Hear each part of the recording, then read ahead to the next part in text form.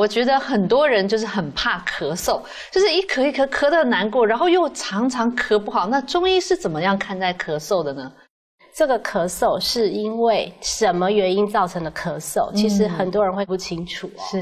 那刚刚提到这个案例哦，他已经咳了1个月，其实1个月过后他已经没有感冒症状了，可是他的支气管在敏感，所以这个时候你就算给他抗生素，当然不会有效。化痰药有些时候也不见得有效，而是要看他的症状去给予他适当的使用药物哈。是。很多人一来诊所，他会跟你说：“哎，我医生，我咳嗽咳了半年。”都没有好，很多这样的案例，或者说，我怎么每天都在咳？我觉得好像是过敏，又好像是感冒，我有没有感冒？好，所以这个时候在诊断上其实就有很大的差别哦。是，你单就一个咳嗽，其实你要去区分它是感冒咳嗽，还是鼻涕倒流的咳嗽，还是胃食道逆流的咳嗽，还是他有服用一些某些西药，比如说像有一些传统的降血压的药物，老人家。好，长期在吃降血压药物，它会造成一个慢性咳嗽的副的并发症。理解。那很多人就觉得他可能感冒了，一直在吃感冒药。那可是殊不知你没有对症。我们刚刚讲只是一个大方向哦，是。当然还有很多其他，像说气喘的咳嗽啊，什么很多。那你没有针对他的问题找出解决办法，一味的给予止咳药，其实效果都不彰。是。那中医怎么辨证论治呢？当然是脉象是一个啦，就是刚刚我们说到他有没有感冒的脉象，是。那我们可以从脉诊上去做一个确定。那如果没有感冒的脉象，他有没有肠胃道的症状？其实现代人很多时候压力大，自律神经比较容易混乱，所以胃食道逆流这样的状况其实很常见。所以胃食道逆流会影响到变咳嗽的症状。对。那我们中医讲的胃气上逆也会有这种咳嗽的感觉，就是想打嗝的感觉吗？不是，不一样。就是说，你可能过餐没有吃东西，肚子饿了，可是有些人他的胃是处于长期的慢性发炎的状态，但是没有严重到酸水往上冲，可是你会觉得有一个痰梗在咽喉，想要咳嗽，可是又咳不出东西，就痒痒的一直咳一直咳，或者说躺下去睡觉的时候也开始一直狂咳，是。反正你可能也要注意一下，要不是你有过敏，要不是就是有胃食道逆流的可能性，是。所以有的时候来找医生，医生还要经过一个确诊，才能告诉你的咳嗽到底是为什么。医师针对咳嗽有没有哪些方剂是经常使用的呢？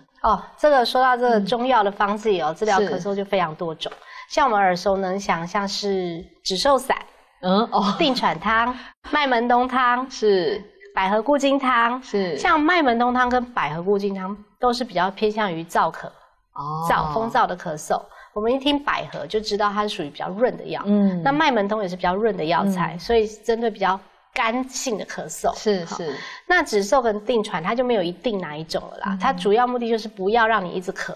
理解。那还有一种就是玄附代赭石汤，也是属于治疗咳嗽，它是属于降逆的药。理解。那不过在临床上这些药都是属于咳嗽的后段。那前段呢？前段一定是发表药，像荆芥防风这一类的，或者说桂枝麻黄这一类的，先让外邪出去。是。但是外邪出去之后，你遗留还会有一些病邪在里头，中医讲的病邪我们可以到后段，感冒的很后段的时候，我刚刚说的止嗽散啊、定喘汤啊、麦门冬汤、百合固金汤、玄附代赭石，这个时候才比较适合。理解。所以你不能说一开始感冒你就要压，是，那叫闭门留寇。是。外邪去不掉，可是你硬要把它压下去，你反而把病毒留在身体。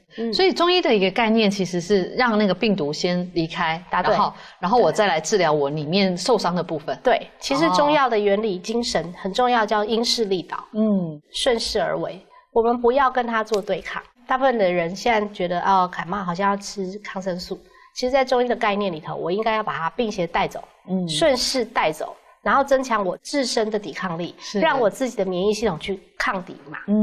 这是很好的自然医学的概念。是。那讲到这些久咳啊，咳起来真的是很痛苦，有时候咳到好像连肺都要掏出来。对。那真的这咳嗽有没有什么时候我就可以来按摩一下哪些穴位啊，可以止咳一点点？如果真的很咳得受不了的话那有几个穴位介绍给大家，可以稍微止咳。鱼际这整条大家看得到白色这条都是肺经的穴道，是。所以鱼际在这里，太渊、经渠、列缺这几个都可以用，就是反正就顺着这一条这样按，顺着内侧。它有没有从下往上，从上往下？没有关系，没有关系，没有关系。好，那这几个都可以用，尺泽也可以用，尺泽也是肺经的。是。那再来一个就是肺经的起点中府穴，在这个地方，你这个直接按摩就好了，因为底下就是肺脏，这也可以选用。那还有一个最好的止咳药穴就是天突穴，它位在这个锁骨。锁骨跟我们这边脖子这边有个凹窝的地方，天突穴。可是按下去没什么感觉，它不会痛啊。对啊，这样按就有效，有效。那比较针对咳嗽来讲，肺腧穴、风门穴这2个都可以使用，你可以用按摩的方式。这2个都是比较属于呼吸道的，可以使用的穴道。但这个应该是别人要帮你按吧，因为一般人是按不到的。当然。那如果说按不到，我用热敷。可以，或是说你可以在这个地方局部加一点那个热电毯，就睡觉的时候我们在保暖这一区其实都可以。那贴暖暖包好了也可以。热电毯感觉全身都热起来。对，可以，很好的方法。是，所以其实我们可以透过这些穴位。那如果真的咳的，就像我说咳的肺都快跑出来，有没有什么立即的是这个吗？天突，就是按下去就行了。对，通常我会在这个地方放针啊。我们临床上我们在这里放针，那居家护理比较不是那么方便，你这个区块做保暖，它还是有一些效果在。是，对。所以其实如果它咳成那样是没有关系的吗？当然有关系啊。如果咳成这样，你会很容易就变成慢性的过敏咳了。所以一定要赶快治好它。所以还是要对症治疗。是。那如果真的是咳到很不舒服，也许我们睡卧的时候、躺卧的时候，你稍微把身体稍微直立一点。就是枕头垫高一点点，倾斜式的睡眠。对，因为有的时候有可能你还有其他的问题，像鼻涕倒流、胃食道逆流，你平躺的时候，它那个症状就会出现的比较明显。所以久咳的时候一定睡得很不好，睡不好一定所以侧也不行，也不建议。侧可以，侧可以。如果你侧睡比较好睡，你就选择重点是你要能睡得着啊。是。有些人在咳的时候，尤其是气喘咳，躺下去就不能够吐气。好，所以他可能端坐呼吸，要坐着才能睡。那就能睡就先让他睡。好像小朋友在气喘发作的时候，很明显那个痰很重，痰音很重，你会看到他躺下去一直呼噜，快要不能呼吸了。然后他坐起来，靠着枕头边，靠着墙边，稍微倾斜，他能睡都好。是。但是不过话说回来，找医师把它赶快解决掉是最好的。理解。所以我发现其实中医治咳嗽也是挺有方法的耶。对，它不是一个药打到底哦，它每一个阶段用药都不一样。好，那么寒呢要有什么样茶饮呢？今天在这里跟大家介绍的是一个红糖姜茶。是。风寒咳嗽可以用姜糖，我们知道寒症一般用热药。材料呢就生姜3到5片就可以了。跟大家提醒一下，这个姜片不要去皮。OK。因为我知道有些妈妈们会把姜皮给削掉了，其实很可惜，因为姜皮本身可以发汗利水。那适量的红糖那我会建议各位还是用煮过。不要用煮过，冲泡那个挥发精油只有一点点，煮过之后那个姜的所有的成分都可以出来，它会比较辛辣一点。那如果你觉得太辣很难入口，加适量的红糖没有关系，不要太甜就好。了解。所以这个可以每天喝1-2次都可以了。这个没有关系，但是如果怕胖就不要加糖，直接喝姜水。每天1-2次累积了也不少糖分。是。对。针对热的咳嗽呢，有什么样的茶饮可以使用呢？医师，好，来在这里跟各位介绍，针对风热型的咳嗽，我们用蒸橘子，好特别哦。对，橘子性寒，所以呢，刚好抵消掉它的热性啊。那风热咳嗽用这个橘子，其实是我临床上有个患者说，我咳嗽咳很久啊，人家跟我说可不可以吃蒸橘子，那来问问看医师。如果你是属于热性的咳嗽，其实是可以使用的。是。那很多人也会对这个橘子到底要怎么蒸呢？其实一知半解。是。那我们在这里跟各位说一下，像这个橘子就把皮洗干净就好，记得不要去皮哦。那整颗橘子在电锅里面蒸个1会儿就好了，让它稍微半熟。然后把橘子捞出来，中间挖个洞，然后把盐巴塞进洞里头。最后呢，锡箔纸包起来，然后进烤箱烤，记得要低温烤，不能烧焦。对，尽量不要焦，45°C 的低温烤大概5到10分钟就可以了。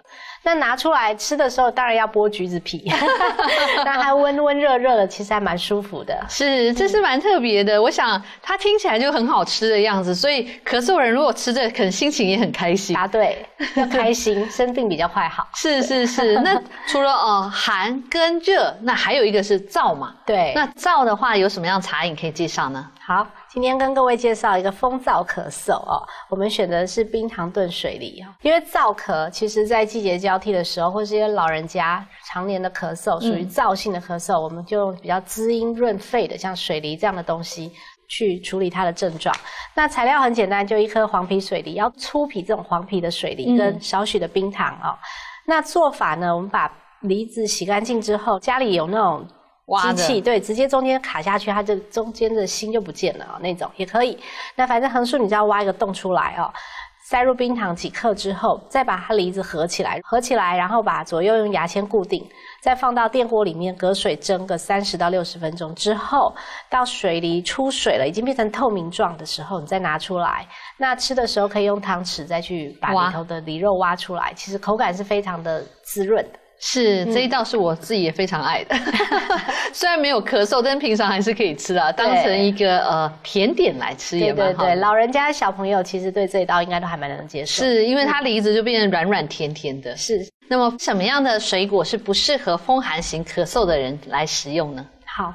那这也是很多患者常会在诊间问到的问题比如说风寒其实比较属于寒性的咳嗽，就是冷咳的意思那大家可以看到说我们在桌面上摆的这些，一般我会跟病人说我们不要吃太寒凉的食物跟水果就好了。是。那哪些叫寒凉的食物呢？像香蕉就比较偏寒，水梨比较寒，橘子也比较寒，奇异果也比较寒，但是有的时候我们会告诉客人说瓜果类少吃。那为什么要摆一个这个木瓜过来呢？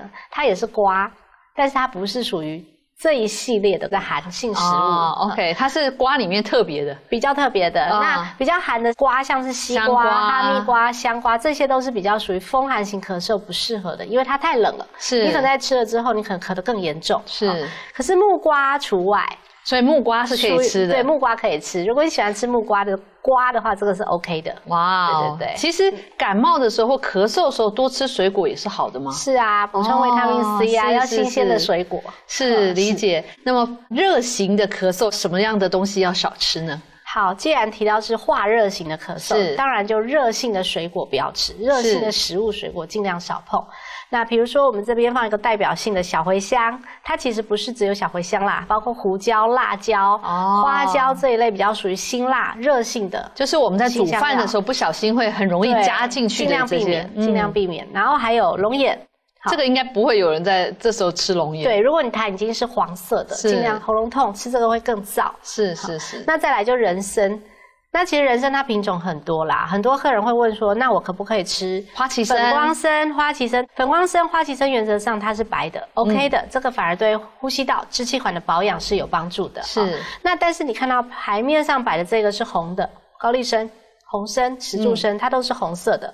那这一类比较偏向于滋补燥热性的参，我们就不建议在热象的咳嗽里面这个时期再服用。是，对。我们讲到饮食的禁忌，那有什么样的食物是在热象的时候可以比较合适的呢？那就是风寒型不能吃的那些热象就可以吃，比如像瓜果啦，对，瓜类啊，或者是水梨啊、橘子这一些，反而就是热象咳嗽的时候，它还可以清化痰热。是，那有人啊就会问说，坊间经常有一味那种秘方偏方嘛，说医师啊，那可不可以喝那个杨桃汁？那到底杨桃汁对咳嗽是有注意的吗 ？OK， 杨桃汁呢，其实跟刚刚我们说的冰糖炖水梨，它的功效是一样的。对，所以杨桃也好，冰糖也好，那又会回到杨桃也有甜的杨桃汁跟咸的杨桃汁。如果真的要针对燥性咳嗽的话，会比较建议不要太甜，就喝咸的。对，如果你是另外加了太多的糖分进去，反而容易生痰，所以尽量我们就选择要好喝的话，就是咸的杨桃汁可能好一点。不过也要对症，如果你对不正，其实是没有效果的。等于说喝水果汁而已。对。所以新鲜，如果这样新鲜杨桃也是可以的咯。当然也可以，就是抹一点盐嘛，对不对？对，这也可以。